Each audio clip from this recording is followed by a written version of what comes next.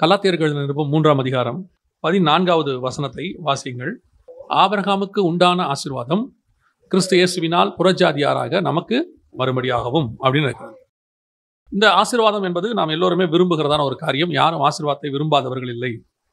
ஆனால் எது ஆசீர்வாதம் என்பதுதான் கேள்வி. ஆசீர்வாதத்தை நாம் யாரும் விரும்பாமல் இருக்கவில்லை, ஆசீர்வாதத்தை விரும்புகிறோம். ஆனால் எது ஆசீர்வாதம்?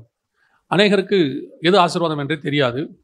கொஞ்ச காலமாக ஆண்டவர் எங்களுக்கு சொல்லிக் கொடுக்கிறது என்னென்றால், தேவைகள், நமக்கு தேவைன்னு ஒன்று இருக்கிறது. அந்த தேவை என்பது நம்மை பொறுத்த வரைக்கும் அது ஆசீர்வாதமாக தான் இருக்கிறது. ஆனால் தேவனை பொறுத்த வரைக்கும் அது தேவை, நமக்கான ஒரு தேவை. இப்போ உதாரணமாக ஆக்சிஜன் இருக்குது, நம்ம மூச்சு இழுக்கிறோம்ல, இது உண்மையிலே ஒரு ஆசீர்வாதம் தானே. எத்தனையோ பேருக்கு அந்த ஆக்சிஜன் கிடைக்காம சிலிண்டர் வச்சு கடைசியில் மூச்சு இழுக்க முடியாமல் செத்து போகிறவங்களா இருக்காங்க வெண்டிலேட்டரில் வச்சு. ஆனால் நமக்கு அது என்னவா இருக்குது? ஒரு ஆசீர்வாதமாக இருக்குது. ஆனால் அது நம்ம வாழ்க்கைக்கு என்னவா இருக்குது? தேவை. என்னைக்காவது ஆக்சிஜனை ஆசீர்வாதமாக பார்த்துருக்கிறீங்களா? அது அது அது தடைபடும் பொழுது, அது கிடைக்காத போது தான் நமக்கு அது என்னவாப்படுது? ஒரு ஆசீர்வாதமாகப்படுகிறது. ஆனால் மற்ற நாட்கள் அது நமக்கு என்னவா இருக்குது? சாதாரணமான ஒரு தேவை, அன்றாட தேவை. அதே மாதிரி தான் நம்ம வாழ்க்கையில் பல விஷயங்கள் அன்றாட தேவை. அதை நாம் என்ன செய்கிறோம்னா ஆசீர்வாதமாக நாம் பார்க்கிறோம். அது கிடைக்காம ரேராக இருக்கிறதுனால நம்ம என்ன செய்கிறோம்? அதை ஆசீர்வாதமாக பார்க்கிறோம். ஆனால் பைபிள் சொல்லக்கூடிய ஆசீர்வாதம் என்று ஒன்று இருக்கிறது. அது தேவை அல்ல, அதுதான் உண்மையிலேயே ஆசீர்வாதம். இப்போ நீங்கள் ஆசீர்வாதம் சொல்கிறீங்க, ஆக்சிஜன் ஒரு உதாரணத்துக்கே சொல்கிறேன். அது ஒரு நாள் இல்லாமல் போகுது தானே. அது ஒரு நாள் இல்லாமல் மூச்சு நின்று போதில்லை, அது வயசு பாரபட்சம் பார்க்காம நின்று போதில்லை. அப்போ அந்த ஆசீர்வாதம் இல்லாமல் போயிடுச்சுன்னு அர்த்தமா? நான் கேட்கறது புரியுதா?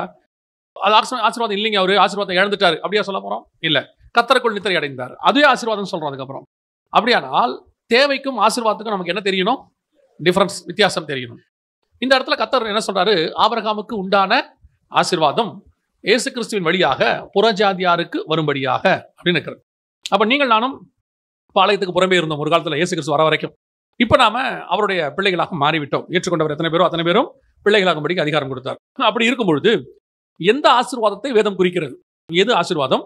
ஆபிரகாமுடைய ஆசீர்வாதம் எது நமக்கு வருகிறது? அதான் ரொம்ப முக்கியம். அதைத்தான் நம்ம இன்னைக்கு பார்க்க போகிறோம். நாம் தேடுகிற, உலகத்தில் கேட்கிற எல்லாமே ஒரு தேவை, ஒரு காலகட்டத்தில் நமக்கு அது தேவையாக இருக்கிறது. அதற்கு பிறகு அதை பற்றி நம்ம பெருசாக கூட என்ன செய்ய மாட்டோம், நினைக்க மாட்டோம். உதாரணமாக ஒரு வண்டி தேவைப்படுது, அதை ஒரு காலத்தில் ஆண்டவர் நமக்கு கொடுக்குறாரு. ஆண்டவர் அற்புதமாக யாரோ ஒருத்தர் மூலமா கொடுக்குறாரு. நம்ம என்ன சொல்றோம்? கர்த்தர் வண்டியை கொடுத்து என்ன பண்ணாரு? ஆசீர்வதித்தார். உண்மைதான். ஆனால் அது தேவை, அது ஆசீர்வாதமாக இருந்தால் அந்த வண்டியை 5 வருஷம் கழிச்சு நீங்கள் என்ன பண்ண மாட்டீங்க? இன்னொரு வண்டி வாங்கும்போது எக்ஸ்சேஞ்ச் கொடுத்து மாற்ற மாட்டீங்க. ஏன் என்ன சொல்லுவீங்க? இது ஆசீர்வாதமாய் கர்த்தர் கொடுத்த வண்டி, வண்டி சாகிற வரைக்கும் எங்கிட்ட தான் இருக்கும் அப்படின்னு சொல்ல மாட்டீங்க. அடுத்து அதை கொடுத்துட்டு அடுத்த வண்டி வாங்குவோம். அப்போ ஆட்டோமேட்டிக்காக இந்த ஆசீர்வாதம் நீங்கள் கொடுக்குறீங்கன்னு அர்த்தம் இல்லை. ஒரு நாள் கர்த்தர் எனக்கு ஆசீர்வாதத்தை கொடுத்தாரு, இதை நான் திருப்பி கொடுக்குறேன் அப்படி அர்த்தம் இல்லை. இது எனக்கு தேவை, இதை விட மேலான தேவை வரும்போது இதை கொடுத்து அந்த தேவையை நான் சந்திக்கிறேன். புரியுதா? ஆனால் அது எனக்கு என்னவா தான் நினைக்கிறேன், நான் ஆசீர்வாதமாக தான் நினைக்கிறேன். ஆனால் நிரந்தரமான நித்தியமான ஆசீர்வாதம் ஒன்று இருக்கிறது. அதைத்தான் பைபிள் ஆசீர்வாதம் என்று சொல்லுகிறது. அது ஆபிரகாமுக்கு உண்டானது. அதன் மூலமாக கர்த்தர் நமக்கு, அவர் மூலமாக இயேசுவின் வழியாக நமக்கு வருகிறது. எது அப்படின்னு சொல்லி பார்க்கும் பொழுது ஆபிரகாமை 3 இடத்துல கர்த்தர் ஆசீர்வதிக்கிறார் என்று வேதம் சொல்லுகிறது. அந்த ஆசீர்வாதங்கள் எல்லாம் புறஜாதியார் நமக்கு வர வேண்டியதா இருக்கிறது என்று வேதம் சொல்லுது. இப்போ வாசிச்ச வசனம் கலாத்தியர்ல முதலாவது வாசிங்க, ஆதியாகமத்தின் புஸ்தகம் 14ஆம் அதிகாரம் 18வது வசனம் வாசிங்க.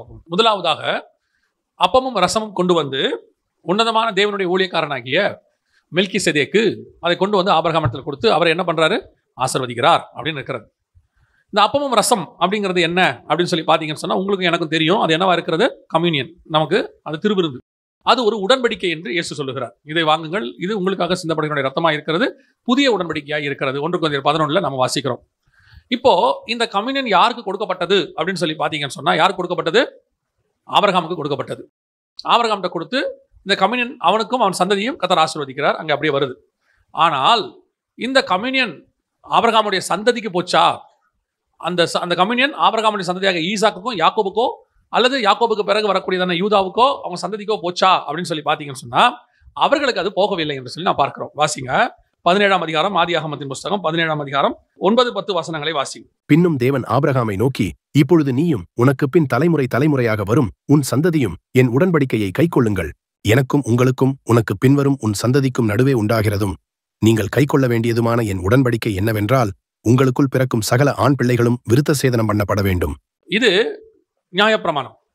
17ஆம் அதிகாரத்தில் கர்த்தர் ஆபிரகாம் பத்தி என்ன சொல்றாரு? நியாயப்பிரமாணத்தை கொடுக்கிறார். உனக்கும் உன் சந்ததிக்கும் நடுவே அப்படின்னு இருக்கிறது. இப்ப இந்த 14ஆம் அதிகாரத்துல அப்பத்தையும் ரசத்தையும் கொடுத்து அவனை ஆசீர்வதித்த அந்த ஆசீர்வாதம் இந்த இடத்துல கர்த்தர் சொல்றாரு, உன்னையும் உன் சந்ததிக்கு நடுவே உண்டாயிருக்கிறதான அப்படின்னு சொல்லி கர்த்தர் ஒரு உடன்படிக்கை ஏற்படுத்துகிறார். இந்த உடன்படிக்கைக்கும் அந்த உடன்படிக்கைக்கும் என்ன வித்தியாசம்? இப்போ அப்பமும் ரசமும் அப்படின்னு சொல்லக்கூடியது ஆபிரகாமுடைய சந்ததியாகிய ஈசாக்குக்கும் யாக்கோபுக்கும் யூதாவுக்கும் போச்சான்னு பார்த்தா அவர்களுக்கு போகல. 17ஆம் அதிகாரத்துல இஸ்மவேலுக்கும் ஈசாக்குக்கும் ஆபிரகாமுக்கும் அந்த சந்ததி அந்த உடன்படிக்கை நியாயப்பிரமாணமாய் மாறிடுச்சு, விருத்த சேதனம் வந்துடுச்சு. ஏன் அவங்களுக்கு இந்த உடன்படிக்கை போகல? ஏன் அவன் ஆசீர்வாத அந்த ஆசீர்வாதம் மெல்கிசேதேக்கு வந்து ஆசீர்வதிக்கிறார்ல, அந்த ஆசீர்வாதம் ஆபிரகாமுடைய சந்ததியாகிய ஈசாக்குக்கு யாக்கோபுக்கு போகல. ஏன் போகல அப்படின்னு சொல்லி பாத்தீங்கன்னா 16ஆம் அதிகாரத்துல ஆகார் உள்ள வராங்க. இது நடக்கிறது 14ஆம் அதிகாரத்துல. 15ஆம் அதிகாரத்துல ஆபிரகாம் பிள்ளையை கேட்கிறாரு. 16ஆம் அதிகாரத்துல ஆகார் வராங்க. 17ஆம் அதிகாரத்துல அந்த 16ஆம் அதிகார கடைசியிலேயே இஸ்மவேல் பிறக்கிறான். 17ஆம் அதிகாரத்துல ஆபிரகாமுடைய பெயர் மாற்றப்படுகிறது. ஆபிராம் என்கிற பெயர் ஆபிரகாமாக மாற்றப்படுகிறது. இப்போ இந்த ஆசீர்வாதம் ஆபிரகாமுக்கு வராமல் ஆபிரகாமுக்கு வருகிறது. நான் சொல்றது உங்களுக்கு புரியுதா?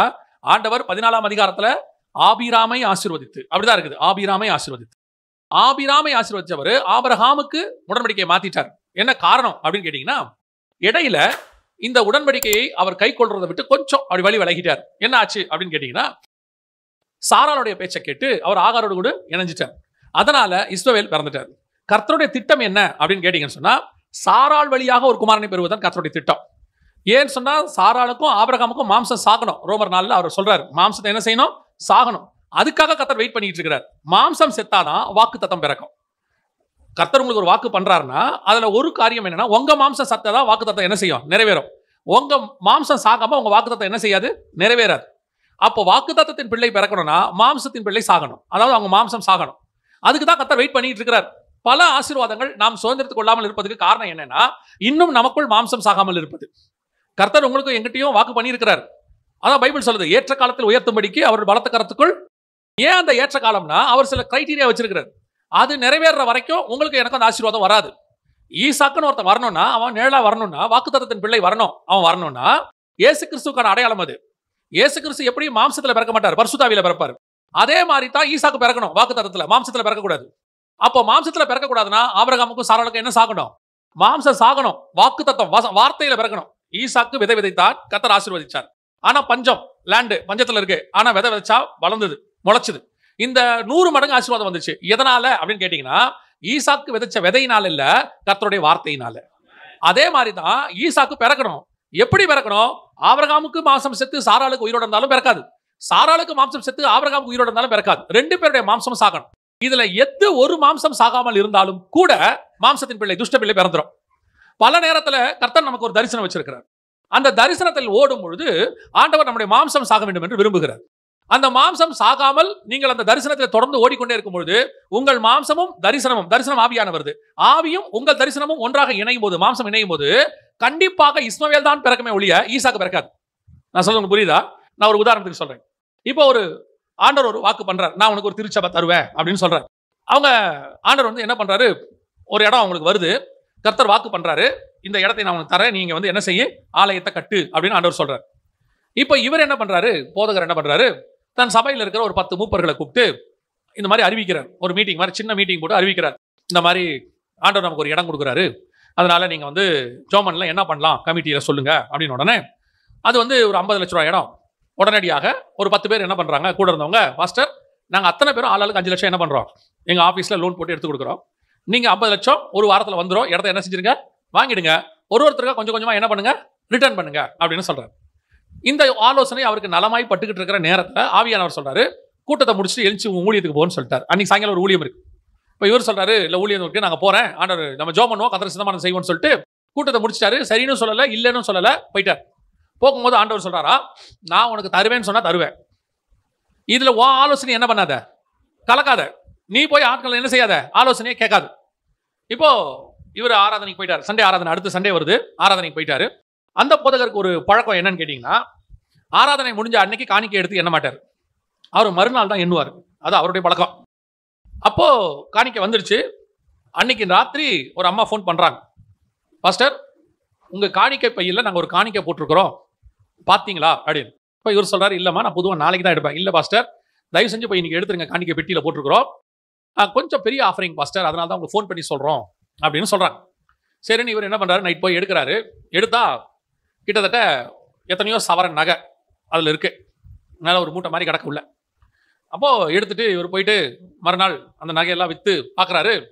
ரிஜிஸ்ட்ரேஷனோட எவ்வளவு தேவை இருக்குதோ 54 லட்சமோ என்னமோ அவ்வளவும் அந்த நகையில இருந்துச்சு.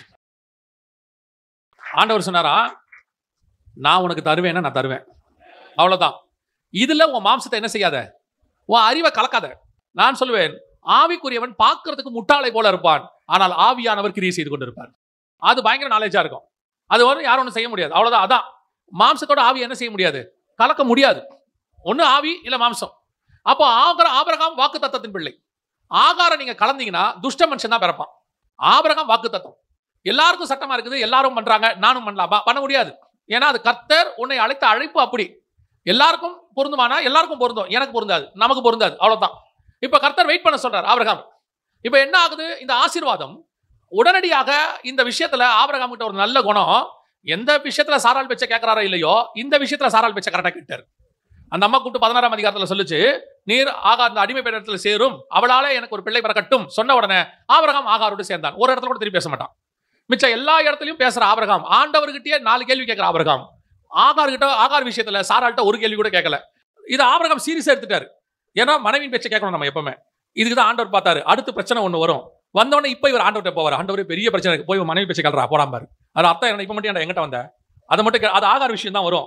ஆகார் விஷயம் வரும்போது ஆண்டவர் சொல்லுவார், உன் மனைவியின் பேச்சை போய் கேள்வி. அவ பேச்சை கேட்டது ஆகார் வந்துச்சு, அவ பேச்சை கேட்டு போய் ஆகார் பிரச்சனை சால்வ் பண்ணிக்கம்பார். எதுக்கு சொல்றேன் அப்படின்னு கேட்டா, ஆண்டவர் மாம்சத்தோடு கூட ஆவியை இணைக்க விட மாட்டார். இப்போ வர வேண்டிய ஆசீர்வாதம் யாருக்கு வரல, ஈசாக்குக்கு வரல, யாக்கோபுக்கு வரல, அவன் சந்ததிக்கு வரல. ஆனா எங்க வந்துச்சு தெரியுமா அந்த ஆசீர்வாதம்? அந்த ஆசீர்வாதம் இயேசுவின் வழியாக புறஜாதி உங்களுக்கும் எனக்கும் வந்துச்சு. வசனம் சொல்லுது, கம்யூனியனை எடுத்து கர்த்தர் உங்கள் கையிலும் என் கையிலும் கொடுத்து வச்சிருக்கிறார். அல்லேலூயா. இயேசு வசனம் சொல்லுது, 1 கொரிந்தியர் 11 வாசிக்கிறோம் தானே, 1 கொரிந்தியர் 11. இப்ப கம்யூனியனுக்கு வாசிப்பீங்கல்ல. ஆனா பெரிய ஆசீர்வாதம் என்ன தெரியுமா, இந்த கம்யூனியனை கர்த்தர் கொடுக்கும்போது பவுல் கிடையாது. கம்யூனியன் கொடுக்கும்போது யாரும் இல்ல, பவுலே இல்ல. பவுல் அதுக்கப்புறம் தான் ரட்சிக்கப்படுறார். கம்யூனியனை பத்தி யார் எழுதணும் நியாயமா? சீஷர்கள் தான் எழுதணும். 11 சீஷர்கள் தான் எழுதணும். யூதாஸ் எழுத முடியாது. இந்த 11 பேர் தான் எழுதணும். ஆனா 11 பேரும் கம்யூனியனை பத்தி எழுதல. ஆனா எழுதுனது யாரு? பவுல். சரி, யாருக்கு எழுதணும்? கம்யூனியனை கர்த்தர் யார்கிட்ட கொடுத்தாரு? சீஷர்கிட்ட கொடுத்தாரு. இவங்க ஆல்மோஸ்ட் இவங்க எல்லாருமே இஸ்ரவேலர்கள் தான், யூதர்கள் தான், இஸ்ரவேலர்கள் தான். ஆனால் இதை எழுதும்போது பவுல் யாருக்கு எழுதுறாரு தெரியுமா? கொரிந்தியருக்கு எழுதுறாரு. அதோட அர்த்தம் என்னன்னா, புறஜாதியாருக்கு எழுதுறாரு. உங்களுக்கு ஒப்புவித்ததை கர்த்தரிடத்தில் பெற்றுக்கொண்டேன். அப்போ உங்களுக்கு ஒப்புவித்ததுன்னா என்ன அர்த்தம்னா, இது புறஜாதியார் ஆகிய சபைக்கு கொடுக்கப்பட்டது. அதை யார் கொடுத்திருக்கிறாரு? கர்த்தரிடத்தில் பெற்றுக்கொண்டேன். பவுலுக்கு யார் கொடுக்கணும் தெரியுமா நியாயமா? முதல்ல சொன்னவனா சீஷர்கள் தான் பவுலுக்கு சொல்லி கொடுத்துருக்கணும். கம்யூனியனை என்ன சொல்லி கொடுத்துருக்கணும்? அன்னைக்கு ராத்திரி இயேசு எங்களோட உட்கார வச்சு இதெல்லாம் செஞ்சாருப்பா, இந்த கம்யூனியன் கொடுத்தாரு அவர் சொல்லிருக்கணும். ஆனா பவுல் சொல்றாரு, உங்களுக்கு ஒப்புவித்ததை கர்த்தரிடத்தில் பெற்றுக்கொண்டேன். அதோட அர்த்தம் என்னன்னா, கம்யூனியன் பரலோகத்திலிருந்து புறஜாதியாருக்கு கொடுக்கப்பட்டது. காரணம், இது ஆபிரகாமுக்கு கொடுக்கப்பட்டது. அந்த ஆசீர்வாதம் இஸ்ரவேலுக்கு போகவில்லை, உங்களுக்கும் எனக்கும் வந்திருக்கிறது. அல்லேலூயா. அப்போ ஆபிரகாமுக்கு உண்டான ஆசீர்வாதம் இயேசு கிறிஸ்துவின் வழியா யாருக்கு வந்திருக்குது? அன்னைக்கு மெல்கிசேதேக்கு கொடுத்ததை இன்னைக்கு இயேசு நமக்கு எடுத்து கொடுத்திருக்கிறார். ஆனா இந்த ஆசீர்வாதத்தை நீங்கள் நானும் தக்க வைத்துக் கொள்கிறோமா? ஆனா வசனம் தெளிவா சொல்லுது, எவன் அபாத்திரமாய் போஜனமானம் பண்ணுகிறானோ. இப்ப ஆபிரகாம் கம்யூனியன் எடுத்தாரு, ஆகாரோட விஷயம் வந்துச்சு, கம்யூனியன் போயிடுச்சு, உடன்படிக்கை போயிடுச்சு. இப்ப நீங்கள் நானும் கம்யூனியன் எடுக்கிறோம், இதை அபாத்திரமாய் போஜனமானம் பண்ணக்கூடாதுன்னு இருக்கு. நாம பண்றோமா? கம்யூனியன் எடுக்கிறது கிரைட்டீரியா என்ன தெரியுமா? இப்ப இயேசு கிறிஸ்து 5000 பேருக்கு அப்பம் விடுறாரு. 5000 பேருக்கு அப்பம் விட்டு கொடுக்கும்போது ஸ்தோத்திரம் பண்ணி அதை பிட்டு, அப்படிதான் இருக்குது. வானத்தை நேரம் உயர்த்தி ஸ்தோத்திரம் பண்ணி அதை பிட்டு 5000 பேருக்கு அப்பம் கொடுத்தாரு. அது சாப்பாடு, சாப்பிட்டாங்க, வீட்டுக்கு போயிட்டாங்க. ஆனா கம்யூனியன் கொடுக்கும் போதும் அவர் ஸ்தோத்திரம் பண்ணி அப்பத்தை பிட்டு ஸ்தோத்திரம் பண்ணி தான் கொடுத்தாரு. ஆனா கம்யூனியன் இது உடன்படிக்கை. அந்த அப்பம் சாப்பாடு, இந்த அப்பம் உடன்படிக்கை. அப்படின்னா என்ன அர்த்தம்? கொடுத்த இயேசுகிட்ட மாற்றம் இல்ல, பிட்ட அப்பத்துல மாற்றம் இல்ல, யார்கிட்ட கொடுத்தாரு என்பது ரொம்ப முக்கியம். இப்போ இவங்கிட்ட கொடுக்கும்போது என்ன சொல்லி கொடுக்குறாரு? இது உடன்படிக்கையா இருக்கிறது, என் சரீரமா இருக்கிறது. அப்படின்னா மக்கள்கிட்ட கொடுத்தா அது சாப்பாடு, சீஷன் கிட்ட கொடுத்தா அது உடன்படிக்கை. அப்ப கம்யூனியன் யாருக்கு கொடுக்க வேண்டியது தெரியுமா? எல்லாருக்கும் கொடுக்கறதுல கம்யூனியன். எவன் சிலுவை எடுத்துக்கொண்டு அவருக்கு பின்னாடி சீஷனாக வருகிறானோ அவனுக்கு கொடுப்பதுதான் கம்யூனியன். கிறிஸ்தவங்களா இருக்கிறதுனால, சர்ச்சுக்கு வரதுனால மட்டும் கம்யூனியன் எடுத்துடலாம், அதுதான் அதுக்கு தகுதினா இல்ல. சீஷனாக இருக்கிறவன் எடுக்க வேண்டியதுதான் கம்யூனியன். அதனாலதான் ஆண்டவர் அப்பத்தை விட்டு யார் கையில கொடுத்தாரு? சீஷர்கள் கையில கொடுத்தாரு. சீஷன்னா யாரு? அவரை பின்தொடர்கிறவன், அவருக்காக மரிக்க ஆயத்தமா இருக்கிறவன், சிலுவையை சுமக்கிறவன், கர்த்தருடைய வார்த்தையை 100% செய்ய வேண்டும் என்று விரும்புகிறவன், அவருக்காக வாழவும் மரிக்கவும் தயாராக இருக்கிறவன். இந்த கம்யூனியன் நித்திய ஜீவனுக்கான வழி. என் மாம்சத்தை புசித்து என் பாத்திரத்தில் பானம் பண்ணுகிறவனை என்ன செய்வேன்? கடைசி நாளில் எழுப்புவேன், அவன் நித்திய ஜீவனை சுதந்திரத்துக் கொள்வான். இது நித்திய ஜீவனுக்கான வழி. அதே நேரத்தில் இந்த கம்யூனியனை பத்தி பைபிள் சொல்லுது, எவன் அபாத்திரமாய் போஜனமானம் பண்ணுகிறானோ அவன் உங்களில் சிலர் வியாதி உள்ளவர்களாயும் ஒரு சிலர் நித்திரையும் அடைந்திருக்கிறார்கள். இந்த கம்யூனியன் வாழவும் வைக்கும், இந்த கம்யூனியன் சாகடிக்கவும் செய்யும். பரலோகத்துக்கு போறதுக்கு கம்யூனியன் வழியா இருந்துச்சு. யூதாஸுக்கு கம்யூனியன் மரணமா இருந்துச்சு. கம்யூனியன் எடுத்துட்டு பொருளாசைக்காரனா இருந்தான், செத்து போனான். கம்யூனியன் எடுத்துட்டு பொருளாசக்காரனா இருந்து, காட்டி கொடுக்கறவனா இருந்து, பணத்தாசக்காரனா இருந்து, திருடனா இருந்து, நீங்கள் கர்த்தருக்கு விரோதமானவனா இருந்தால் வேதம் சொல்லுது கம்யூனியன் உங்களை கொன்று போடும். குடல் சரிந்து செத்து போனார். நான் பயமுறுத்துறதுக்காக சொல்லல. நீங்க கத்தி மேல கை வைக்கிறீங்க, அதை கிழிக்காம வேலை பார்க்கணும். கம்யூனியன் என்பது கர்த்தருடைய கரத்திலிருந்து வாங்கக்கூடியதான பரலோகத்தினுடைய வழி. எபிரேயர் 10:19-20 சொல்லுது, அவர் சரீரம் என்கிற திரைச்சலையின் வழியாக புதிதும் ஜீவனுமான மார்க்கத்தை நமக்கு உண்டாக்கினபடியினால், அந்த மார்க்கத்தின் வழியாய் பிரவேசிப்பதற்கு அவருடைய ரத்தத்தினாலே நமக்கு தைரியம் உண்டாயிருக்கிறபடியால். அப்ப மாம்சம் என்பது வழி, ரத்தம் என்பது தைரியம். இது ரெண்டும் சேர்ந்துதான் பரலோகத்துக்கு கூட்டு போகுது. அப்ப இந்த கம்யூனியனை கர்த்தர் கையில கொடுக்கும்போது ஒரு பக்கம் வழி திறந்துருச்சு, ஒரு பக்கம் எனக்கு தைரியம் உண்டாயிருக்கிறது. யாரும் போய் பிதாவுக்கு முன்னாடி நிக்க முடியாது. அவர் ஒருவரும் சேரக்கூடாத ஒளியிலே வாசம் பண்ணுகிறவர். அவரை கண்டவன் ஒரு நாளும் உயிரோடு கூட இருந்ததில்லை. அப்படிப்பட்ட பிதாவாகிய தேவனுக்கு முன்பாக போய் நிற்பதற்கு இந்த கம்யூனியன் எனக்கு வழிவகை செய்கிறது, எனக்கு வாசலை திறந்து கொடுக்கிறது, இது உள்ள போறதுக்கு எனக்கு ஒரு தைரியத்தை கொடுக்குது. அதுதான் கம்யூனியன். ஆனா இன்னைக்கு நாம என்ன செஞ்சுக்கிட்டு இருக்கிறோம்? கம்யூனியன் சடங்காச்சாரமா பாருங்க. அவனுக்கு கொடுத்த ஆசீர்வாதம், ஆபிரகாம் கொடுத்த ஆசீர்வாதம், அதுக்கு பிறகு அவன் சந்ததிக்கு யாருக்கும் போகாம அது யாருக்கு வந்திருக்குது? இயேசு கிறிஸ்துவின் வழியாக நமக்கு வந்திருக்கிறது. அப்ப நம்ம எவ்வளவு கேர்ஃபுல்லா அதை ஹேண்டில் பண்ணணும். திருப்பியும் சொல்றேன், இது ஒரு மிகப்பெரிய ஆசீர்வாதம். 4000 வருஷத்துக்கு முன்பதாக கொடுக்கப்பட்ட ஆசீர்வாதம். அது அந்த சந்ததிக்கு போகாமல் இயேசு கிறிஸ்து உங்களுக்கும் எனக்கும் வாங்கி கொடுத்திருக்கிறார். இதை ஒவ்வொரு மாசம் நீங்க எடுக்கும் போதும் உண்மை உள்ளவர்களாக, காத்திருக்கிறவர்களாக, ஏதோ முந்து நாள் மட்டும் பரிசுத்தம் உள்ளவர்களா இல்ல, 30 நாளும் பரிசுத்தம் உள்ளவர்களா இருக்கணும். ஒவ்வொரு நாளும் காத்திருக்கணும். அடுத்த கம்யூனியன் வருதுன்னா எப்படி பார்க்கணும் தெரியுமா? இந்த கம்யூனியன் நான் உண்மை உள்ளவனா இருந்தேன், அடுத்த கம்யூனியனுக்கு நான் இதை விட உண்மை உள்ளவனாய் மாற வேண்டும். இதுல ஆவிக்குரிய வாழ்க்கையில எவ்வளவு வளர்ந்தனோ இதை விட அதிகமாய் நான் வளர்ந்திருக்க வேண்டும். அப்படி ஒருதான மிக முக்கியமான காரியம் தான் உங்களுக்கு எனக்கு வரணும். அந்த ஆசீர்வாதம் தான் வந்திருக்கு. ரெண்டாவது, ஆபிரகாமுக்கு உண்டான ஆசீர்வாதம் புறஜாதியாருக்கு எப்படி வந்தது? ரெண்டாவது ஆசீர்வாதம் கர்த்தர் என்ன சொல்றாரு பாருங்க, வாசிங்க. 12ஆம் அதிகாரம் ஆதியாகமத்தின் புத்தகம் 2வது வசனத்தை வாசி. நான் உன்னை பெரிய ஜாதியாக்கி உன்னை ஆசீர்வதித்து உன் பேரை பெருமைப்படுத்துவேன், நீ ஆசீர்வாதமாயிருப்பாய். இது ரெண்டாவது. ஆனா இதான் முதல்ல ஆண்டவர் சொல்லியிருப்பாரு. இது என்ன ஆசீர்வாதம்? நான் உன்னை பெரிய ஜாதியாக்கி உன்னை ஆசீர்வதித்து உன் பேரை பெருமைப்படுத்துவேன். கொஞ்சம் அந்த வசனத்தை நல்லா கவனிங்க. இப்ப கர்த்தர் ஆபிரகாமை பார்த்து உன் பேரை பெருமைப்படுத்துவேன் அப்படின்னு சொல்லும் போது அவருடைய பேர் என்ன? அவருடைய பேர் என்ன? ஆபிராம் அப்படின்னு இருக்குது. அவருடைய பேரு ஆபிராம். இந்த ஆபிராம்ங்கிற பேரை இப்ப யாராவது வைக்கிறோமா? இல்ல. என்ன பேர் வைக்கிறோம்?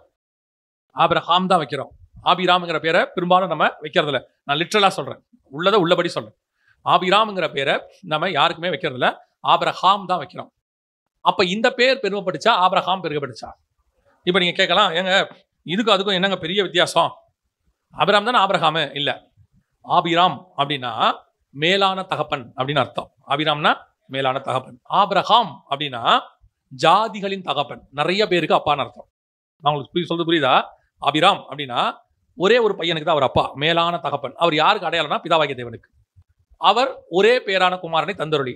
பிதாவுக்கு எத்தனை பசங்க?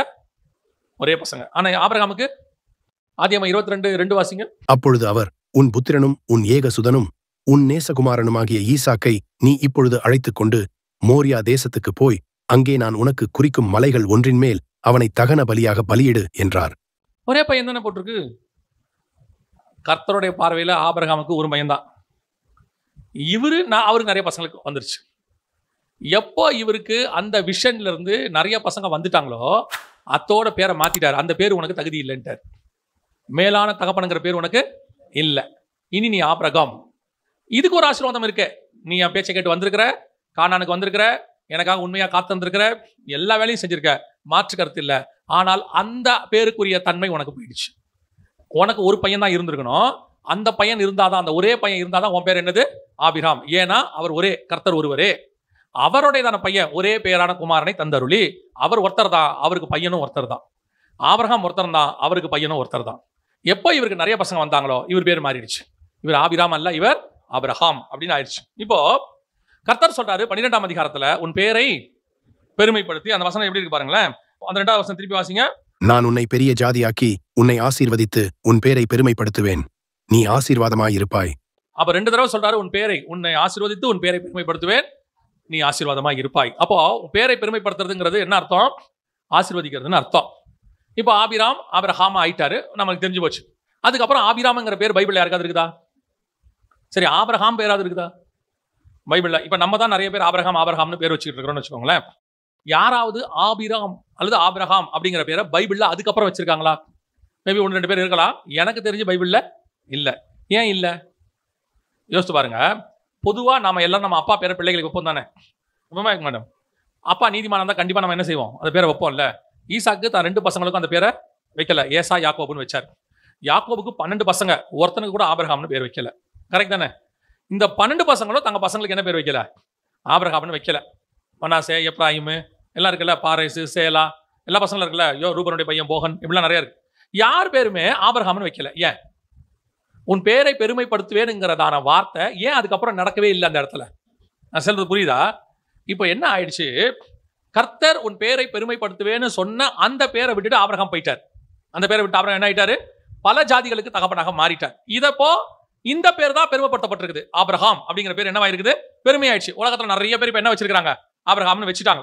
ஆனால் இந்த பேர் ஒரு நாள் பூமியோடு கூட அழிந்து போகும். பூமி அழியும் போது இதை யார் யாரெல்லாம் பூமிக்கு வச்சாங்களோ அவங்க பேரும் அந்த பூமியோட என்ன செஞ்சிடும்? அழிஞ்சு போயிடும். ஆனா உண்மையிலேயே பெருமைப்படுத்தல்னா என்ன? இன்னைக்கு நாம உலகத்தார் மாதிரியே ஆசைப்படுறோம். இப்ப நான் சொல்றேன், ஆபிரகாம் பேரு நிறைய பேருக்கு வைக்கிறாங்க. கரெக்ட் தானே? அலெக்சாண்டர் பேர் வைக்கிறாங்களா? நிறைய பேர் வைக்கிறாங்களா? அலெக்சாண்டர் தேவனுடைய மனுஷனா? இல்ல தானே? அலெக்சாண்டர் யாருன்னு கேட்டீங்கன்னா, இன்னிலிருந்து ஏறக்குறைய ஒரு 2300 வருஷத்துக்கு முன்னாடி உள்ள ஒரு ஆளு. ராஜா, கிரேக்க தேசத்து ராஜா. அவன் பேர் வைக்கிறாங்களா இல்லையா? நெப்போலியன் பேர் வைக்கிறாங்களா இல்லையா? வைக்கிறாங்கல்ல. அவர் இன்னிலிருந்து ஒரு 500 வருஷத்துக்கு முன்னாடி உள்ளவர். அவர் பேரை வைக்கிறாங்க. அப்ப இந்த பேரெல்லாம் பெருமைப்படுச்சா இல்லையா? வைக்கிறாங்க தானே?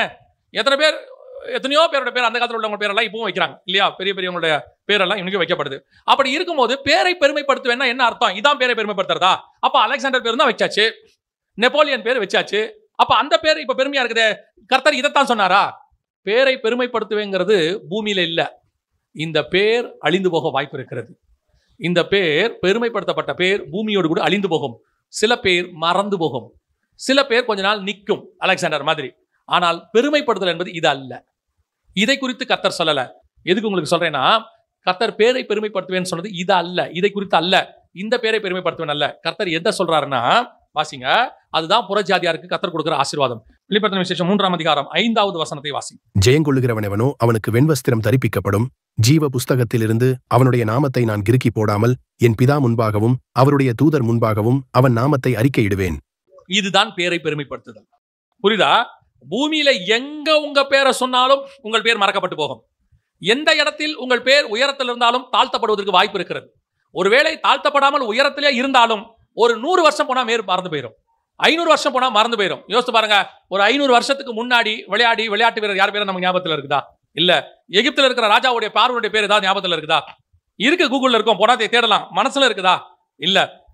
எந்த ஃபீல்டா இருக்கட்டும் சாதித்தவர்கள் எல்லாம் இருக்காங்க, பேர் இருக்கு. ஆனா அந்த பேரெல்லாம் எல்லாருக்கும் மனசுல என்ன செய்யாது? நிக்காது. ஏதோ ஒரு 10 பேருக்கு இருக்கும், அதுக்கப்புறம் மறந்துடுவாங்க. எல்லா காலகட்டத்திலும் மறந்துடுவாங்க. அதான் இயல்பு, அதான் உலகத்தின் முறை. எந்த பேருமே நிலையானது அல்ல. ஆனால் உங்கள் பேரை பெருமைப்படுத்துவேன் கர்த்தர் எதை சொல்றாருன்னு கேட்டா, உன்னுடைய பேரை ஜீவ புஸ்தகத்திலிருந்து கிறுக்கி போடாமல் பிதாவுக்கு முன்பாகவும் அவருடைய தூதருக்கு முன்பாகவும் அவன் நாமத்தை, இதுதான் உண்மையிலேயே பேரை பெருமைப்படுத்துதல். இப்ப யோசிச்சு பாருங்களேன், உங்களை பரலோகத்துல போய் நீங்க நிக்கும் போது ஆண்டவர் பேசுறாருன்னு வச்சுக்கோங்க, இயேசு பேசுறாரு. பிரதமர் நாடாளுமன்றத்தில் பேசுறாருன்னா பின் டிராப் சைலண்ட் இருக்கும். அவர் என்ன பேச போறாரு? அல்லது ஜனாதிபதி பேசுறாருன்னா பின் டிராப் சைலண்ட். இப்போ இங்கிலாந்து அந்த ராஜா இருக்கிற சார்லஸ், அவர் அந்த பிக் பேன், அது என்ன சொல்லுவாங்க, அது ஹவுஸ் ஆஃப் லார்ட்ஸ்பாங்க, அதுல போய் அவர் பேச போறாருன்னா அப்படியே பின் டிராப் சைலண்ட். அந்த மாதிரி சர்வ லோகத்துக்கும் தேவனா இருக்கிறவர் ஏஞ்சி பேசுறாரு. இயேசு கிறிஸ்து பேசும்பொழுது உங்களை பத்தி பேசுறாருன்னா அந்த பரலோகம் எப்படி கவனிக்கும்? இப்ப நீங்க பேச போறத உலகத்துல இருக்கிற 800 கோடி பேரும் கேட்க போறது இல்ல. உங்களுக்கு தெரிஞ்சவங்க தான் என்ன செய்வாங்க? கேட்பாங்க. ஒரு 10 கோடி பேர், 20 கோடி பேர், 100 கோடி பேர் வச்சிருக்காங்க. இப்போ போப் பேசுறாருன்னா ஒரு 150 கோடி பேர் வரைக்கும் கேட்பாங்க உட்காந்து அட்ட ஸ்டெச். ஆனா 800 கோடி கேட்காது. ஆனா பிதாவுக்கு முன்பாக இயேசு பேசுறாருன்னா பரலோகத்தில் இருக்கிற கோடான கோடி தூதர்கள் கேட்பாங்க. அத்தனை பேரும் பின் டிராப் சைலண்ட்ல உட்காந்துருப்பாங்க. அப்படியே பிதா உட்காந்துருப்பாரு. இயேசு ஏந்திரிச்சு உங்க பேரை அவங்களுக்கு அத்தனை பேருக்கு முன்பாக சொல்வாராம், பூமியில இவன் எனக்காக பாட அனுபவித்தவன், இவன் உண்மை உள்ளவன், ஜெயம் பெற்றவன், உலகத்தை ஜெயித்தவன், உலகம் அவனை சேதப்படுத்தவில்லை, எல்லாத்தையும் விட்டுட்டு நமக்காக அப்படி பரலோகத்துல வந்தாம்பான்னு சொல்லி உங்களையும் என்னையும் கர்த்தர் அப்படி உயர்த்தும் போது அந்த பேர் தான் உன் பேரை பெருமைப்படுத்துவேன், நீ ஆசீர்வாதமாய் இருப்பாய். இப்ப யோசிச்சு பாருங்க, அப்படி அவர் சொல்லிட்டாருன்னா அந்த பேர் பரலோகத்தை விட்டு போகவே போகாது. ஏன்னா பரலோகம் போனா தான் அந்த பேர் போகும். பூமியில உங்க பேர் பெருமைப்படுத்தப்பட்டா பூமி போகும்போது உங்க பேர் என்னவாயிரும்? போயிடும். ஆனால் பரலோகம் போகாது, நித்தியம், எட்டர்னல். எட்டர்னல்ல உங்க பேரை சொல்லியாச்சுன்னா அதுக்கு பேர் ஜீவ புஸ்தகம். அப்படிதான் சொல்றாரு ஆண்டவர் அந்த இடத்துல 5வது வசனத்துல. ஜீவ புஸ்தகத்திலிருந்து அவனுடைய நாமத்தை, ஜீவ புஸ்தகம்னா என்ன? Book of life. அப்படின்னா என்ன அர்த்தம்? அது ஜீவனுள்ள புக்கு, சாகவே சாகாது, அழியாத புக்கு. உலகத்துல நீங்க எந்த புக் வேணா எடுத்துங்க, அது ஒரு நாள் என்ன ஆயிரும், பைபிளை தவிர சொல்றேன், அந்த புக் ஒரு நாள் என்னவாயிடும், அழிஞ்சு போயிடும், காணாமல் போயிடும். எத்தனையோ புக் இன்னைக்கு இல்ல, முடிஞ்சு போச்சு. எத்தனையோ புக் செதஞ்சு போச்சு. ஆனால் ஜீவ புஸ்தகம் ஒண்ணு இருக்கு, அதுல கொண்டு போய் நம்ம பேரை எழுதிட்டு வரோம். அப்படின்னா என்ன அர்த்தம்? உன் பேரை பெருமைப்படுத்துவேன் என்பது ஆபிரகாமுக்கு சொல்லப்பட்டது, ஆபிரகாமுடைய சந்ததிகளுக்கு அல்ல, அவனுக்கு பின்னாடி வரக்கூடிய கிறிஸ்துவின் மூலமாய் வரக்கூடிய சந்ததி உங்களுக்கும் எனக்கும் தான் கர்த்தர் அந்த வாக்குத்தத்தம் பண்ணி இருக்கிறார். அல்லேலூயா. இப்போ நமக்கு தெரிய வேண்டியது, நம்ம பேர் அங்க இருக்குமா? நம்ம பேர் அங்க இருக்குமா? இப்ப நம்மளை பொறுத்த வரைக்கும் என்னன்னு கேட்டீங்கன்னா, நமக்கு இங்க பேர் என்ன ஆகணும், பெருமைப்படணும். இப்போ இந்த லெட்டர்ஸ் எல்லாம் பவுல் எழுதுறாரு, ஒவ்வொருத்தருக்கும் எழுதுறாரு. பவுல் நினைச்சிருப்பாதா இத்தனை கோடி பேருக்கு இந்த லெட்டர் போய் சேரும்னு? அவர் எபேசு சிறையிலிருந்து எழுதுறாரு. எழுதும் போது பவுல் நினைச்சிருப்பாரா இத்தனை கோடி பேருக்கு இந்த லெட்டர் போய் சேரும்னு? நினைச்சிருக்கவே மாட்டார். அவர் என்ன எழுதியிருப்பாரு, எபேசு சர்ச்சில் இதை வாசிச்சுட்டு பக்கத்துல உள்ள வீடுகளில் இதை வாசிச்சா போதும். அதுதான், அப்படிதான் அவர் சொல்றாரு. எபேசுல வாசிச்சு அப்படியே நீங்க கொண்டு போய் அங்கேயும் வாசிங்க அப்படின்னு தான் சொல்றாரு. ஆனா நீங்க யோசித்து பாருங்க, 800 கோடி மக்கள் இன்னைக்கு இருக்கிறாங்க, எத்தனை கோடி செத்து போனாங்கன்னு தெரியாது. அத்தனை பேருக்கும் இந்த புக் இருக்குன்னு தெரியும், இந்த புக் இருக்குன்னு தெரியும், பைபிள்னு ஒன்று இருக்குன்னு தெரியும் தானே. அத்தனை பேர் மத்தியிலையும் அவன் பேரை கர்த்தர் பெருமைப்படுத்திட்டார். அந்த தான் பெருமைப்படுத்துதல். ஆனா அப்படி பெருமைப்படுத்தப்பட்ட பேர் கூட இல்லாமல் போக வாய்ப்பு இருக்கிறது. ஆனால் ஜீவ புஸ்தகத்தில் நம்முடைய பேரை கர்த்தர் எழுதி வச்சுட்டாராம். இத்தனையோ ஸ்கூல்ஸ் இன்னைக்கு வளர்ந்து பெரிய பெரிய ஐஏஎஸ் காரங்கள்லாம் படிச்சிருக்காங்க. அவங்கெல்லாம் ஒரு மிஷினரி உண்டாக்குன ஸ்கூல்ல படிச்சு வந்தவங்கலாம் இருக்கிறாங்க. இப்போ அந்த மிஷினரி பேர் நமக்கு தெரியுமா? தெரியாது. இதுதான் பேர் மறந்து போதல். பரிசுத்தவான்கள் பேர் கூட மறந்து போகும் பூமியில. ஆனா அந்த பேர் ஒரு நாளும் பரலோகத்தில் மறக்கப்படவே படாது. அந்த பேர் ஜீவ புஸ்தகத்தில் இருக்கும். இருக்கிறது நம்பர் 1. நம்பர் 2, அந்த பேரை பிதாவுக்கு முன்பாக இயேசு எடுத்து சொல்வாராம். ஜெயம் கொள்ளுகிறவன் எவனோ அவன் நாமத்தை பிதாவுக்கு முன்பாகவும் தூதருக்கு முன்பாகவும் அறிக்கை இடுவேன். இப்போ உங்களை என்ன அந்த இடத்துக்கு கொண்டு வருவாரா?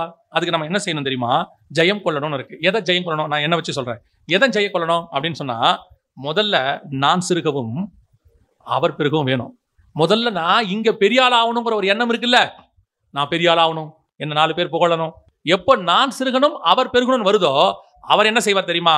இவன் பூமியில தன்னை மறைத்து என்னை வெளிப்படுத்தினான், நான் பரலோகத்துல அவனை எல்லாருக்கும் முன்பாக வெளிப்படுத்துவேன். இங்க நாம காண போனோம். நம்ம வேலை என்ன யோசிச்சு பாருங்க. எத்தனை மரம் இருக்குது, எல்லா மரமும் வளர்றதுக்கு ஒரு விதை தேவைப்பட்டிருக்கும்ல. எந்த விதையாவது யாருக்கா தெரியுமா இந்த விதை அந்த மரத்தை முளைச்சிச்சுன்னு? ஆனா மரத்தை கேட்டு பாருங்க, 100 வருஷமா நிக்குது, 50 வருஷம் எல்லாரும் வந்து பார்ப்பாங்க. ஆனா அதை உருவாக்குன விதை யாரு? அதுக்கு தண்ணி ஊத்துன தோட்டக்கார யாரு? யாருக்குமே தெரியாது தானே. அதே மாதிரி தான் நாம தெரியாம போறது நல்லது, மறைஞ்சு போறது நல்லது. இந்த பூமியில பேர் பெருமை பெறுவது நல்லது, இல்லாம போறது நல்லது. கர்த்தர் உயர்த்துறாரா, உயர்த்திட்டு போட்டோம். கர்த்தர் மறைக்கிறாரா, மறைஞ்சிட்டு போவோம். அது ஒண்ணும் பெரிய விஷயமே இல்லை.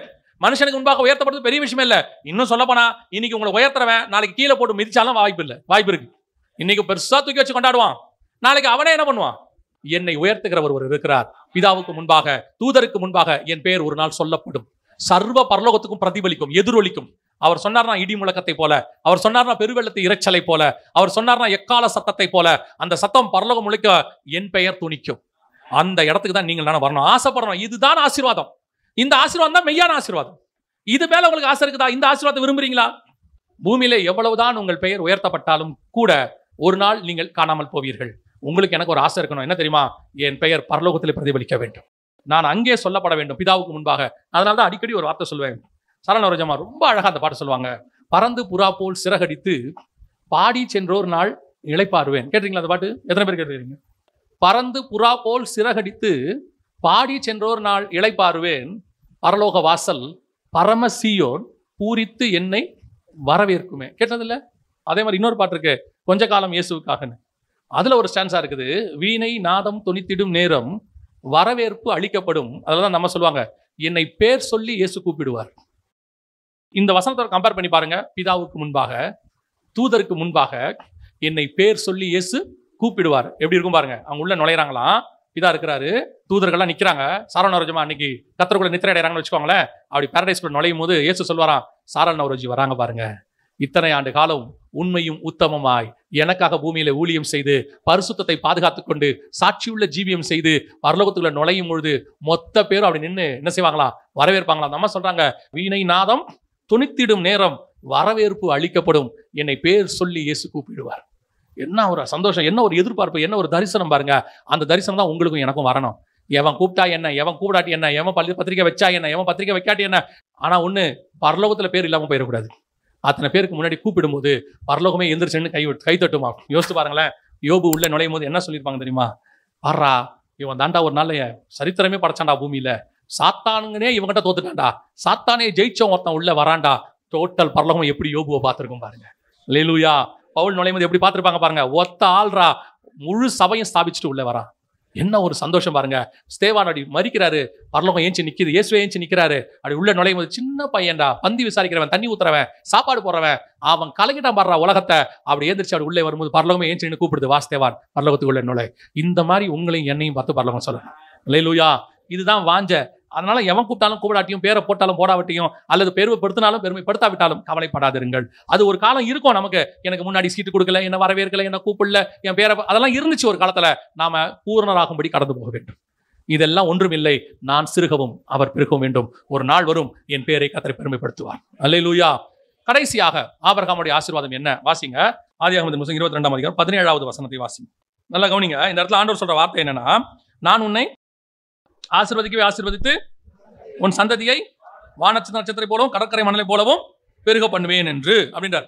இந்த வாக்கு தத்தம் ஆபிரகாமுக்கு எப்படி நிறைவேறுச்சு? இந்த ஆசீர்வாதம், உன்னை ஆசீர்வதித்து அப்படின்னு இருக்கு இல்லையா, இந்த ஆசீர்வாதம் ஆபிரகாமுக்கு எப்படி நிறைவேறுச்சு? இப்ப நீங்க கேட்டா என்ன சொல்வீங்க அப்படின்னு கேட்டா, இந்த உலகத்துல உள்ள சந்ததி எல்லாம் ஆபிரகாமுக்கு அப்படி இல்லை. சொல்லுங்க, புரியுதா? ஆபிரகாம்ல இருந்து வந்தவங்க இவங்க எல்லாருமே கிடையாது.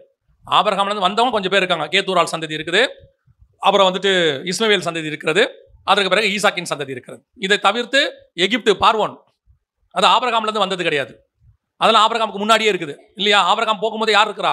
பார்வோன் இருக்கிறார், எகிப்துல இருக்கிறார். அதுக்கு முன்னாடியே பாபிலோன் இருக்குது. 11ஆம் அதிகாரத்துல என்ன இருக்குது?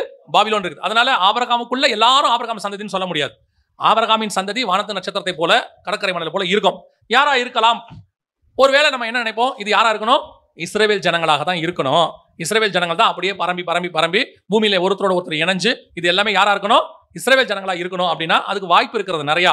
ஆனா உண்மையிலேயே இந்த ஆசீர்வாதம் இஸ்ரவேலுக்கு தான் உரியதா அப்படின்னு கேட்டீங்கன்னா, வாசிங்க 7ஆம் அதிகாரம் வெளிப்படுத்தின விசேஷம் 5வது வசனத்துல இருந்து வாசி. வெளிப்படுத்தல் 7:5 வாசி. யூதா கோத்திரத்தில் முத்திரை போடப்பட்டவர்கள் 12,000. ரூபன் கோத்திரத்தில் முத்திரை போடப்பட்டவர்கள் 12,000. காத் கோத்திரத்தில் முத்திரை போடப்பட்டவர்கள் 12,000. ஆசேர் கோத்திரத்தில் முத்திரை போடப்பட்டவர்கள் 12,000. நப்தலி கோத்திரத்தில் முத்திரை போடப்பட்டவர்கள் 12,000. மனாசே கோத்திரத்தில் முத்திரை போடப்பட்டவர்கள் 12,000. சிமியோன் கோத்திரத்தில் முத்திரை போடப்பட்டவர்கள் 12,000. லேவி கோத்திரத்தில் முத்திரை போடப்பட்டவர்கள் 12,000. இசக்கார் கோத்திரத்தில் முத்திரை போடப்பட்டவர்கள் 12,000. செபுலோன் கோத்திரத்தில் முத்திரை போடப்பட்டவர்கள் 12,000. யோசேப்பு கோத்திரத்தில் முத்திரை போடப்பட்டவர்கள் 12,000. பென்யமீன் கோத்திரத்தில் முத்திரை போடப்பட்டவர்கள் 12,000. மொத்த இஸ்ரவேலை எண்ணியாச்சு.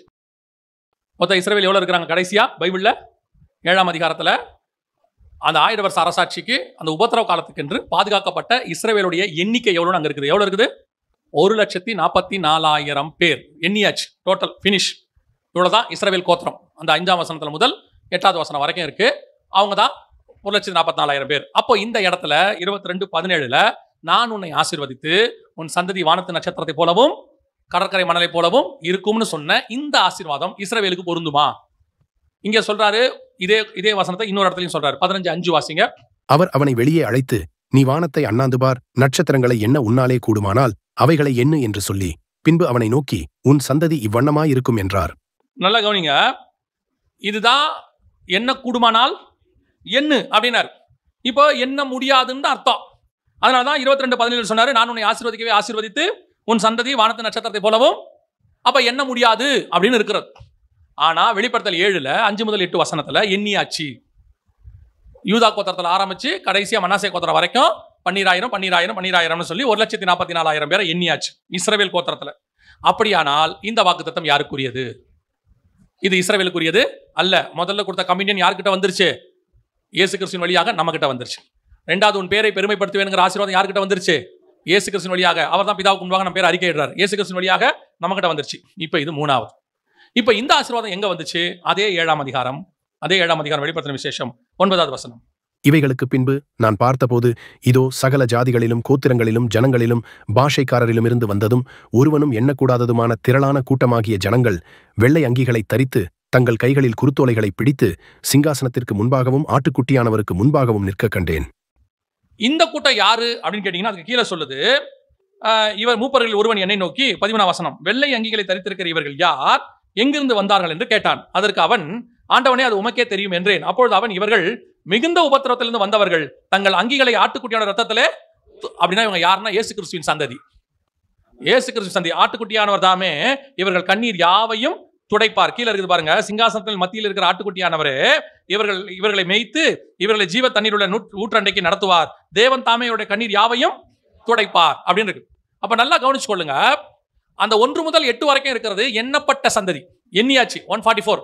9 இருந்து இந்த 17 வரைக்கும் இருக்கிறது எண்ணி முடியாத சந்ததி. புரியுதா? இப்போ ஆபிரகாம் பார்த்து கர்த்தர் சொன்னாரு, உன் சந்ததி எண்ணி முடியாததாக இருக்கும். வானத்தின் நட்சத்திரத்தை என்ன கூடுமானால் எண்ணு, உன் சந்ததி இவ்வண்ணமாய் இருக்கும். அப்படின்னா இந்த சந்ததி என்று அவர் சொன்ன ஆசீர்வாதம் யாருக்குரியது என்று சொன்னால் இஸ்ரவேலுக்குரியதல்ல. ஈசாக்கினுடைய பையன் அந்த யாக்கோபு இஸ்ரவேலுக்குரியதல்ல, 12 கோத்திரத்துக்குரியதல்ல.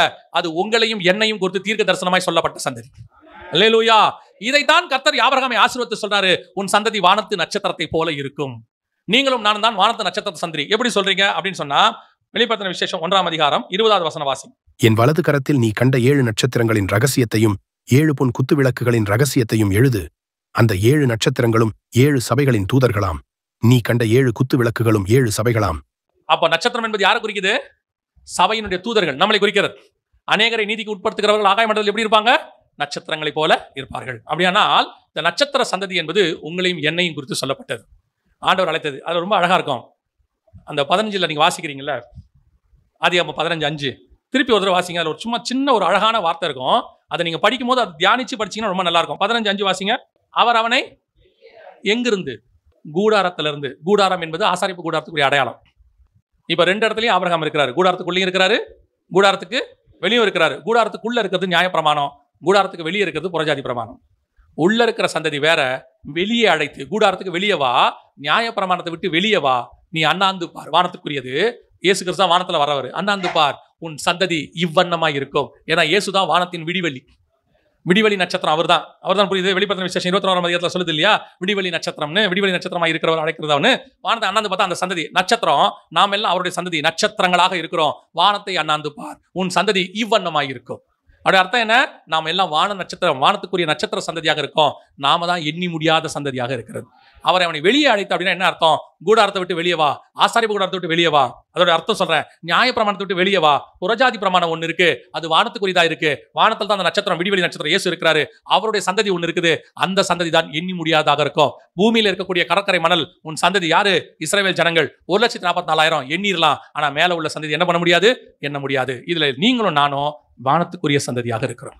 கர்த்தர் உங்களுக்கும் எனக்கும் தான் அந்த ஆசீர்வாதத்தை கொடுத்திருக்கிறாரு. இப்ப பிரச்சனை என்னன்னா, நீங்களும் நானும் அந்த சந்ததியா இருப்போமாங்கிறதான் கேள்வி. ஏன் அப்படின்னு நான் சொல்லிட்டு முடிக்கிறேன். கவனிங்க, இந்த வானத்து நட்சத்திரம்ங்கிறது ஒரு காலத்தில் இஸ்ரவேலரை குறிக்கிறது.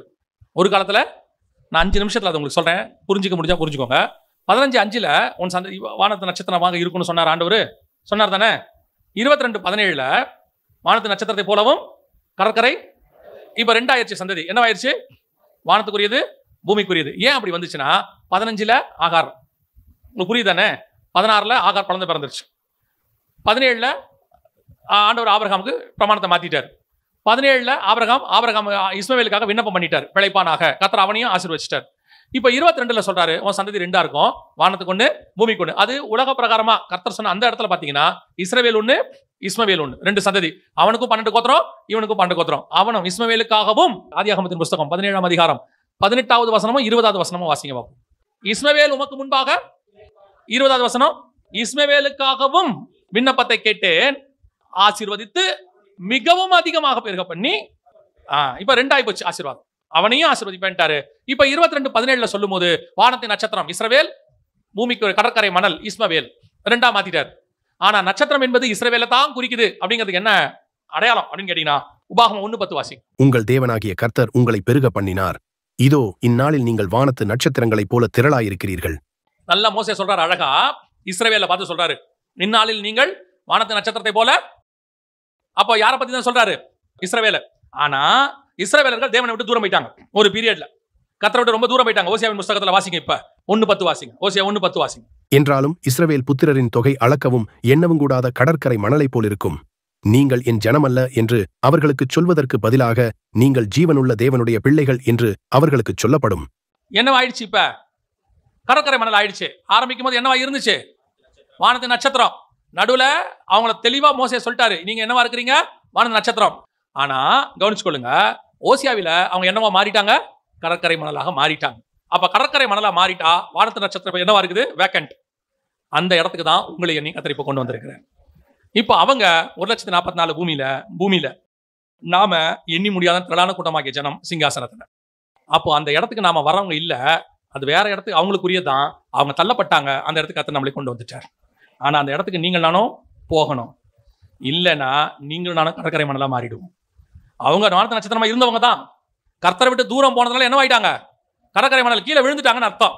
கடற்கரை மணல் உங்களுக்கு தெரியும் நினைக்கிறேன். கடற்கரை போயிருக்கிறீங்களா? சீஷோருக்கு போயிருக்கீங்க தானே? போனீங்கன்னா போய் பாருங்க, மணல் உங்க காலுக்கு கீழே தான் இருக்கும். மணல் என்ன செய்யும்? காலுக்கு கீழே தான் இருக்கும். நீங்க அதை மிதிச்சுக்கிட்டு தான் இருப்பீங்க. ஒரு நாள் வரும், கடற்கரை விட்டு வெளியே வருவீங்க, எல்லாம் விளையாடிலாம் முடிச்சுட்டு வந்த உடனே முதல்ல என்ன பண்ணுவீங்க? காலில் இருக்கிற மண்ணை தட்டுவீங்க. அதானே? அதான் உலக ஆசீர்வாதம். அவ்வளவுதான் அந்த சந்ததி. ஒரு நாள் வரும், எல்லாம் முடியும் போது இந்த சந்ததியை தட்டி விட்டுட்டு போயிட்டே இருப்பார் ஆண்டவர். ஆனா நட்சத்திரம் இருக்குது இல்ல, அது அங்கேயே தான் இருக்கும். அது அங்கேயே தான் இருக்கும். விழுந்தாலும் கூட சிலர்லாம் என்ன சொல்றாங்கன்னா, நட்சத்திரத்தை என்ன சொல்றாங்கன்னா, இப்போ நம்ம பார்க்குற பல நட்சத்திரம் அங்கே இருக்காதான். ஏன்னா அந்த ஒளி நமக்கு வந்து சேர்றதுக்கு சில வருஷங்கள் ஆகுமா. அப்போ அந்த லைட் நம்ம கண்ணுக்கு இப்போ தெரியுது இல்ல, அந்த ஒளி கொடுக்கக்கூடிய நட்சத்திரம் இப்போ அங்கே இருக்காதான். ஆனால் அந்த ஒளி நமக்கு ரீச் இப்போ ஆகுது. அந்த மாதிரி நாம பூமியில இல்லாவிட்டாலும் நம்முடைய வெளிச்சம் பூமியின் மேல் வீசிக்கொண்டே இருக்கும். அல்லேலூயா. அப்போ உங்களை என்னைய கர்த்தர் என்னவா மாத்திருக்கிறாரு? வானத்தின் நட்சத்திரத்தை போல மாத்தி இருக்கிறார். அப்போ நீங்க இந்த ஆசீர்வாதத்தை பெற்றுக்கொள்றவங்களா தான் இருக்கணும். பூமிக்குரிய சந்ததி அல்ல, நாம் வானத்துக்குரிய சந்ததி. நட்சத்திரத்தை போல ஒருவரும் எண்ண முடியாத திரளான கூட்டமாகிய ஜனங்கள். இவங்க எங்க நின்னாங்கன்னா, வசனம் சொல்லுது, சிங்காசனத்திற்கு முன்பாக நின்றார்கள். 7:9 சிங்காசனத்துக்கு முன்பாக நின்றார்கள். கர்த்தர் உங்களையும் என்னையும் இந்த சந்ததியா இருக்கும்படிதான் கர்த்தர் நினைச்சிருக்கிறார். அப்போ ஆபிரகாமின் ஆசீர்வாதம் என்பது உன்னை ஆசீர்வதித்து உன் சந்ததியை பெருக பண்ணுவேன்னு சொல்றது. நிறைய பேர் என்ன பண்றாங்கன்னா, ஐயோ ஆண்டவர் இன்னைக்கு பூமியில குழந்தையை கொடுப்பாரு, பிள்ளையை கொடுப்பாரு அப்படின்னு. அப்போ உங்களுக்கு அந்த மாதிரி பிள்ளை கொடுத்தா ஓகேவா? எண்ணி முடியாத அளவுக்கு பிள்ளை கொடுத்தா ஓகேவா? சரி, என்ற மாதிரி ஒரு 12 குழந்தை கொடுத்தா ஓகேவா? நீங்களே இப்போ என்ன சொல்றீங்க? 2 போதும், அவ்வளோதானே? அதுவும் இந்த ஜென்ரேஷன்ல 1 போதும், அதை வளர்க்கவே முடியலன்றாங்க. நம்ம மிஞ்சி போச்சுன்னா 2. அப்ப நாம உலக ஆசீர்வாதம் சொல்றது எண்ணி முடியாத சந்ததி என்பது இதை குறித்து அல்ல, ஆவிக்குரிய பிள்ளைகளை குறித்து. அதனாலதான் புதிய ஏற்பாட்டை பொறுத்த வரைக்கும் வசனம் சொல்லுது, பிள்ளை பெறாத மலடியே மகிழ்ந்து கழிவுரிய. இங்க பிள்ளை பிறந்தா உனக்கு 1, 2, ஆனா ஆவிக்குரிய பிள்ளை பிறந்துச்சுன்னா கோடி கணக்கில் உனக்கு பிறக்கும். பில்லி கிரகமாயோட ஒரு மீட்டிங்ல 3 லட்சம் பிள்ளை, பேதுருடைய ஒரு மீட்டிங்ல 5000 பிள்ளை, 2 மீட்டிங்ல 3000 பிள்ளை, மொத்தம் சேர்த்து 2 மீட்டிங்ல 8000 பிள்ளை. ஆண்டவர் அப்படி பிள்ளைகளை பிறப்பதற்கு வல்லமை உள்ளவராக இருக்கிறார். அப்படி நீங்க உலக பிரகாரமா ஆசீர்வாதம் இதை சொல்லிட்டீங்கன்னா வாழ்நாளெல்லாம் 2 பிள்ளை தான், நம்மளே போதும் சொல்லிடுறோம். அவ்வளவுதானே? 2 தான், மிஞ்சி வச்சுனா 3, அவ்வளவுதான். ஆனால் எண்ணி முடியாத சந்ததியா இருக்கணும்னா அது ஆவிக்குரிய சந்ததியை குறிக்குது, வானத்துக்குரிய சந்ததி. இப்ப கர்த்தர் உங்களை என்னையும் எப்படி ஆசீர்வதிக்க விரும்புறாருன்னா, புறஜாதியாருக்கு இயேசுவின் வழியாக ஆபிரகாமின் ஆசீர்வாதம் வந்து சேர்ந்து விட்டது. முதலாவதாக அவருடைய உடன்படிக்கை கம்யூனியன் அவங்களுக்கு போக வேண்டியது நம்ம கிட்ட கொடுத்துட்டாரு. 2வது அவங்க பேரை பூமியில பெருமைப்படுத்தணும், ஆனா அந்த பேரை நம்ம பேரை பரலோகத்துல கர்த்தர் பெருமைப்படுத்தி இருக்கிறார் பிதாவுக்கு முன்பாக. கடைசியாக நாம் எண்ணக்கூடிய சந்ததியா இருந்திருக்கணும் நியாயமா, ஆனா எண்ணி முடியாத சந்ததியாய் கர்த்தர் மாத்தி வச்சிருக்கிறாரு. இந்த 3 ஆசீர்வாதமும் ஆபிரகாமுக்கும் அவன் சந்ததிக்கும் உரியது. அதை புறஜாதியராகிய நமக்கு இயேசுவின் வழியாக கர்த்தர் கொடுத்திருக்கிறார். அல்லேலூயா. நாம் ஜெபிக்க போகிறோம். ஏந்திரிக்கலாமா நம்ம எல்லா தேவ சமூகத்துல? இந்த வார்த்தைகள் உண்மை உள்ளதாக இருக்கிறது. இந்த பூமியில நீங்கள் என்ன ஆசீர்வாதத்தை எதிர்பார்த்தாலும், அதை ஆசீர்வாதம் என்று கருதினாலும், வேதம் தெளிவாய் சொல்லுகிறது, கீழானவைகள் அல்ல மேலானவைகளையே நாடுங்கள். இந்த பூமியில நீங்க நினைக்கிறது எல்லாம் தேவை. ப்ரொமோஷன் தேவை, இருப்பிடம் தேவை, ஒரு சபைக்கு இடம் தேவை, அதெல்லாம் தேவை. அது பிளஸ்ஸிங் இல்லை, அது நம்ம பார்வைக்கு பிளஸ்ஸிங்கா தெரியுது. நம்மளை விட புறஜாதியார் நிறைய இடம் வச்சிருக்காங்க, நம்மளை விட புறஜாதியார் மேலான இடத்துல உட்கார்ந்து இருக்கிறாங்க. ஆண்டவர் யோசேப்பை உயர்த்தி எகிப்துல எல்லாரும் வணங்கபடி செஞ்சிட்டாலும் அவனுக்கு மேல பார்வோன் இருந்தாப்ல, அந்த டாப் மோஸ்ட் பார்வோனை தான் இருந்தாப்ல. ஆனா வானத்துக்கு போயிட்டீங்கன்னா நீங்களும் நானும் ராஜாக்களும் ஆசாரியருமாய் இருக்கிறோம். எகிப்துக்கு யோசேப்பு பிரதமராக முடியும், ஆனா ராஜாவாக முடியாது, ஆக முடியாது. அங்க பார்வோன் உட்கார்ந்திருப்பான், பூமிக்குரிய அதிபதி. ஆனா நமக்கோ இப்போ இயேசு கிறிஸ்துவின் வழியாக ராஜாக்களும் ஆசாரியருமாய் அழைக்கப்பட்டிருக்கிறோம். ஏன்னா அவர் பூமியின் ராஜாக்களுக்கு எல்லாம் அதிபதியாக இருக்கிறார். அதுதான் மையான ஆசீர்வாதம். நீங்க பூமியில தேடுறதெல்லாம் தேவை. நீங்க தேவைக்காக கர்த்தரை தேடுறீங்களா, ஆசீர்வாதத்துக்காக கர்த்தரை தேடுறீங்களா? ஆசீர்வாதம்னா அது வானத்துக்குரியது. ஒப்பு கொடுப்போமா தேவ சமூகத்தில்? ஆண்டவரே, எவ்வளவோ ஆசீர்வாதங்கள் ஆபிரகாம் கொண்டதை எங்களுக்கு கொடுத்துட்டீங்கப்பா. இயேசு கிறிஸ்துவின் வழியாக எங்களை கொண்டு வந்து சேர்த்துட்டீங்க. பிதாவின் வாக்குத்தத்தமாகிய பரிசுத்த ஆவி எங்களுக்கு வந்துருச்சு, அவங்களுக்கு கிடைக்க வேண்டியது எங்களுக்கு வந்துருச்சு. இதெல்லாம் வச்சிருக்கிற நாங்க வானத்துக்குரிய சந்ததியாக, எண்ணி முடியாத சந்ததியாக, சிங்காசனத்துக்கு முன்பாக நிற்கிற சந்ததியாக, இரவும் பகலும் அவரை சேவிக்கிற சந்ததியாக, ஜீவ தண்ணீர் அண்டைக்கில் நடத்தப்படுகிற சந்ததியாக, ஆண்டவரே பிதாவுக்கு முன்பாகவும் தூதர்களுக்கு முன்பாகவும் எங்கள் பேரை நீர் அறிக்கையிட போறதுக்காக ஸ்தோத்திரம். இந்த பூமியில நாங்க எவ்வளவு உயர்த்தப்பட்டாலும் அது ஒண்ணுமில்லை ஆண்டவரே, அது ஒண்ணுமே கிடையாது. ஆனா பரலோகத்துல நீங்க சொல்ற அந்த ஒரு வார்த்தை, உண்மையும் ஊத்தமுள்ள ஊழியனே, இந்த ஒரு வார்த்தை போதும் ஆண்டவரே. அதை தான் பரிசுத்தவாட்டி அவ்வளோ வாஞ்சித்து பாடினாங்க. அதை தான் ஒவ்வொரு பரிசுத்தவான்களும் காத்திருந்தாங்க. எனக்கு ஒன்று நியமிக்கப்பட்டிருக்கிறது, அதை நான் வாஞ்சையாய் தொடர்கிறேன். எவ்வளோ பெரிய ஆசீர்வாதம். ஒப்பு கொடுப்போமா தேவ சமூகத்தில்? ஆண்டவரே, உம்மை சந்திக்கிற கூட்டத்தில், குறிப்பா பிதாவுக்கு முன்பாக தூதருக்கு முன்பாக பேரை அறிக்கையிடுகிற கூட்டத்தில் நாங்கள் காணப்பட வேண்டுமே. நாங்கள் 10-11 நிற்க கூடாது ஆண்டவரே, 10-11 நிற்க கூடாது. கெபிக்குள்ள மறைஞ்சிருக்கிற 50 தீர்க்கதரிசி அல்ல நாங்கள். தோப்பு விக்கிரகத்தில் உட்கார்ந்து இருக்கிற 400 தீர்க்கதரிசிகள் அல்ல நாங்கள். கர்த்தருக்கு முன்பாக நிற்கிற ஒரு எலியாவாக, அந்த ஒரே மனுஷனாக, சாட்சியுள்ள மனுஷனாக, எப்பொழுதும் கர்த்தருக்கு முன்பாக நிற்கிறவர் என்ற சாட்சியோடு நிற்க கிருபை பாராட்டுங்கப்பா.